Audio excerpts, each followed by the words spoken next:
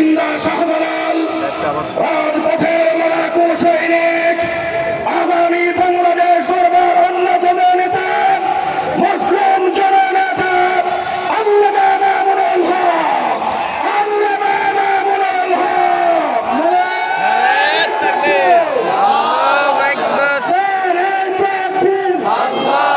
মামুনুল হক এগিয়ে চলো আমরা আছি তোমার সাথে মামুনুল হক ভাই নাই আসসালামু আলাইকুম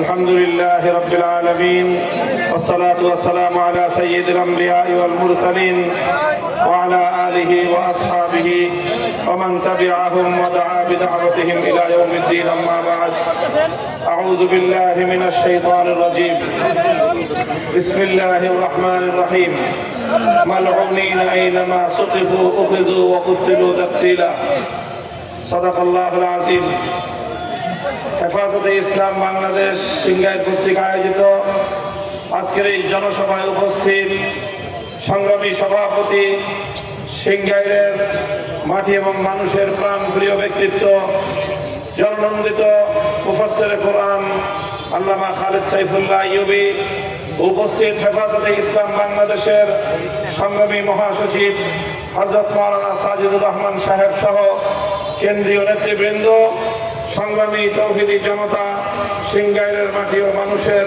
প্রাণপ্রিয় এই জনপদের অধিবাসীগণ, সংক্ষিপ্ত কয়েকটি কথা আমরা বলতে চাই। আমাদের মরহুম আমির আল্লামা জুনায়েদ বাবুনগরী রহমতুল্লাহ আলাইহি, তাকে জিজ্ঞাসা করা হয়েছিল বাংলাদেশে হেফাজতে ইসলামের নেতাকর্মী কতজন এবং কারা। তিনি বলেছিলেন হেফাজতে ইসলামের কর্মী হলো বাংলাদেশের প্রতিটি মসজিদের সকল মুসল্লি হলো হেফাজতের কর্মী। হেফাজতে ইসলামের কাজ হলো বাংলাদেশে ইসলাম বিরোধী যে কোনো অপতৎপরতাকে মোকাবেলা করা।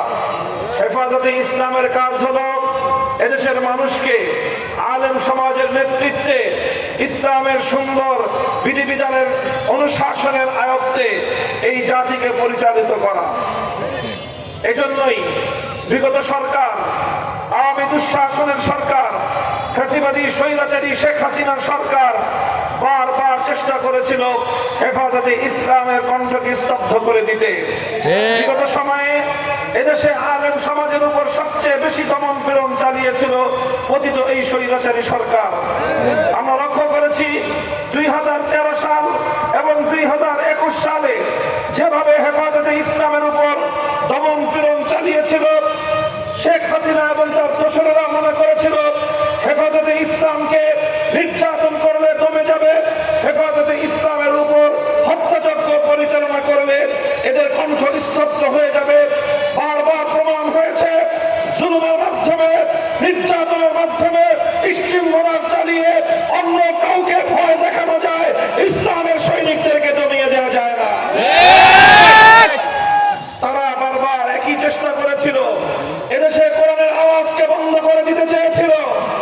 প্রতিটি জেলায় জেলায় কোরআনের মাহফিলগুলোতে 144 ধারা জারি করে এদেশের মানুষের কাছে কোরআনের বাণী পৌঁছানোর ক্ষেত্রে তারা প্রতিবন্ধকতা তৈরি করেছিল। এই মাওলানা খালেদ সাইফুল্লাহ আইয়ুবী সাহেব অনেক জায়গায় সেই বাধার সম্মুখীন হয়েছেন। প্রতিটি জেলায় জেলায় আমার মাহফিলগুলোতে 144 ধারা জারি করে আমাদের কণ্ঠকে, কোরআনের বাণীকে বাংলার মাটি থেকে মুছে ফেলবার পায়তারা চালিয়েছিল। ইন্না নাহনু নাযালনা যিকরা ওয়া ইন্না লাহু লাহাফিজুন। শেখ হাসিনা নিশ্চিন্ত হয়ে যাবে, আল্লাহ কোরআনের আওয়াজ তুমি বা তোমার দোসরেরা নিশ্চিন্ত করতে পারো নাই, ভবিষ্যতেও পারবে না ইনশাআল্লাহ। আজকের এই সময়ে স্পষ্ট কয়েকটি কথা বলতে চাই। 1 নম্বর কথা হলো এই, বিগত সরকারের দোসরেরা তারা চেষ্টা করেছিল বাংলাদেশকে, বাংলাদেশের শিক্ষা ব্যবস্থাকে হিন্দুত্ববাদে পরিচালিত করে হিন্দুত্ববাদী আগামী একটি প্রজন্ম গড়ে তুলতে। এদেশের মানুষ বুকের রক্ত দিয়ে সেই ষড়যন্ত্রকে মোকাবেলা করেছে। আমরা অন্তর্বর্তীকালীন সরকারকে বলতে চাই, আমরা যেভাবে বাংলাদেশের মুসলমান, বাংলাদেশের মানুষ যেভাবে হিন্দুত্ববাদকে বরদাস্ত নাই, নাস্তিক্যবাদকে বরদাস্ত করবে না। শিক্ষা ব্যবস্থায় নাস্তিক্যবাদ প্রতিষ্ঠা করবার যে কোনো পায়তারা, যে কোনো মূল্যে আমরা রুখে দাঁড়াবো। এটা আমার আগামী দিনের আমাদের জাতির অস্তিত্বের প্রশ্ন, আমার ভবিষ্যৎ প্রজন্মের ঈমান এবং আকীদার প্রশ্ন। এই প্রশ্নে কাউকে একচুল পরিমাণ ছাড় দিতে আমরা প্রস্তুত নই। দ্বিতীয় নম্বর কথা, কিছু আইনের সংস্কারের নামে বাংলাদেশে পাশ্চাত্যের বেহায়াপনা অশ্লীলতাকে আমদানি করবার পায়তারা চালানো হচ্ছে। আন্তর্জাতিক মানবতা বিরোধী যে আইন, সেই আইনে সংস্কারের প্রস্তাব এনে ট্রান্সজেন্ডারের নামে সমকামিতা আমদানি করবার দুরভিসন্ধি চলছে। 2 নম্বর, ম্যারিটারিয়াল রেপ নামে, বৈবাহিক ধর্ষণ নামে ঘরে ঘরে আল্লাহ প্রদত্ত স্ত্রীর উপর স্বামীর অধিকারকে ভুলুণ্ঠিত করবার পায়তারা চলছে। জোরপূর্বক গর্ভধারণকে মানবতা বিরোধী অপরাধ বলে আখ্যায়িত করে আল্লাহ রাব্বুল আলামিন প্রদত্ত স্বামী স্ত্রীর সোনার সংসারে স্বামীর কর্তৃত্বকে চ্যালেঞ্জ করে স্বয়ং আল্লাহর বিরুদ্ধে চ্যালেঞ্জ ঘোষণা করবার পায়তারা চলছে বাংলাদেশে। আমরা পরিষ্কার ভাষায় বলি, যদি এভাবেই আমাদের ধর্মকে, আমাদের ইসলামী আকীদা বিশ্বাসকে, আমাদের চিন্তা চেতনাকে যদি চ্যালেঞ্জ করা হয়, আমরা আবার সফলতা চলে যেতে বাধ্য হব।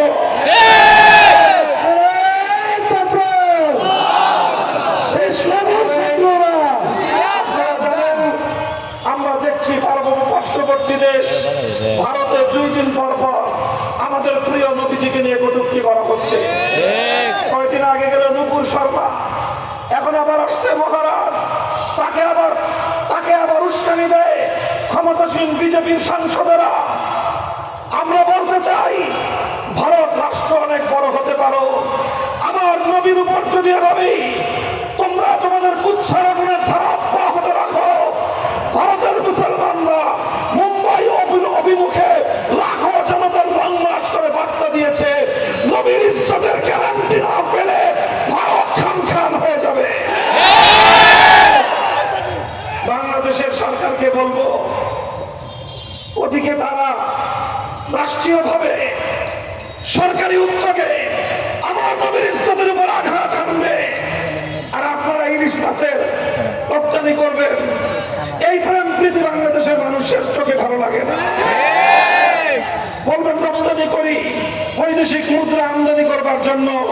আমরা বলি, আমার নবীর ইজ্জতের উপর আঘাতকারীদের সঙ্গে দেখা করে বৈদেশিক মুদ্রা আমদানি করবার প্রয়োজন নয়। প্রয়োজনে আমরা পেটে পাথর রাখবো, নবীর উপর আক্রমণকারীদের সঙ্গে কোনো আপোষ না। ভারতের রাষ্ট্রদূতকে তলব করেন, সতর্ক করেন, যদি সতর্ক না হয় প্রয়োজনে কূটনৈতিক সম্পর্ক ছিন্ন করেন। আমার নবীর ইজ্জতের উপর আক্রমণ আমরা বরদাস্ত করি না। কাদিয়ানী সহ যারা আল্লাহ নবীর খতমে নবুয়তের উপর আক্রমণ করে, নবীর ইজ্জতের উপর যারা আক্রমণ করে, সংসদে আইন তৈরি করে এই সকল অপতৎপরতার দুয়ার বন্ধ করতে হবে। আমাদের সেই দাবি আমরা আবার জানিয়ে রাখি, আল্লাহ নবীর ইজ্জতের বিরুদ্ধে, নবীর সম্মানের উপর কটূক্তিকারী মুর্তাদের জন্য সর্বোচ্চ শাস্তির বিধান, মৃত্যুদণ্ডের আইন চাই আমরা। সংগ্রামী সাথী ও বন্ধুগণ, ইনশাআল্লাহ আলেম সমাজের সাথে আপনারা আছেন তো?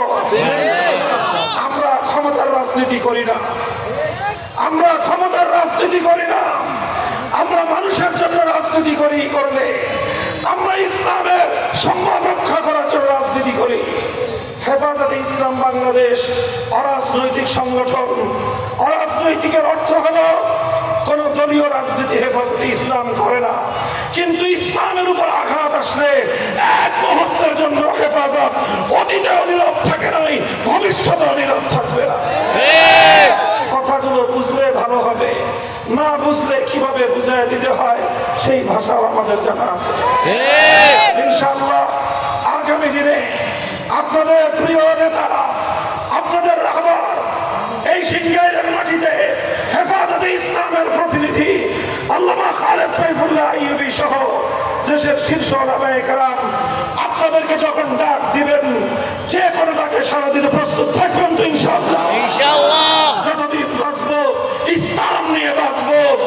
কোনদিন মরতে হয় আল্লাহর দ্বীনের জন্য জীবন দেওয়াকে জীবন বাঁচিয়ে রাখার চেয়ে শ্রেষ্ঠ মনে করবো ইনশাআল্লাহ।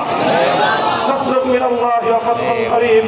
হেফাজতে ইসলাম বাংলাদেশ জিন্দাবাদ, বাংলাদেশ জিন্দাবাদ। ওয়া আখিরু দাওয়ানা আলহামদুলিল্লাহি রাব্বিল আলামিন। আসসালামু আলাইকুম ওয়া রাহমাতুল্লাহ। আজকে না কালকে দেব। সুবহানাল্লাহি ওয়া বিহামদিহি সুবহানাকা আল্লাহুম্মা বিহামদিকা আশহাদু আল লা ইলাহা ইল্লা আনতা আস্তাগফিরুকা ওয়া আতুবু ইলাইক। আল্লাহ